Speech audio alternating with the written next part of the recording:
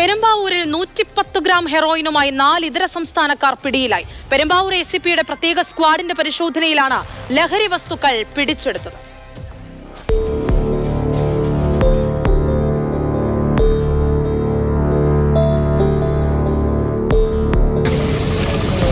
പെരുമ്പാവൂർ ACPക്ക് ലഭിച്ച രഹസ്യ വിവരത്തിന്റെ അടിസ്ഥാനത്തിലായിരുന്നു ഇതര സംസ്ഥാന തൊഴിലാളികളെ കേന്ദ്രീകരിച്ച പോലീസ് പരിശോധന ആരംഭിച്ചത്.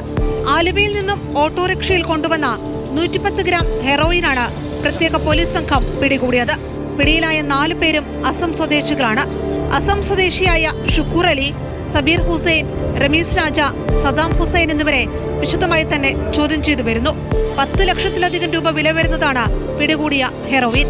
ലഹരി വസ്തുക്കൾ എത്തിച്ചത് എവിടെ നിന്നാണ് എന്നതടക്കമുള്ള കാര്യങ്ങൾ വിശദമായി പരിശോധിക്കുന്നുണ്ട്. പെരുമ്പാവൂർ മേഖലയിൽ ഇതര സംസ്ഥാന തൊഴിലാളികളെ കേന്ദ്രീകരിച്ചുള്ള ലഹരി വിൽപ്പനയുമായി ബന്ധപ്പെട്ട നിരവധി കേസുകളാണ് അടുത്തിടെ റിപ്പോർട്ട് ചെയ്തിട്ടുള്ളത്. ഈ മേഖലയിൽ കർശന പരിശോധന തുടരുമെന്ന് ACP വ്യക്തമാക്കി.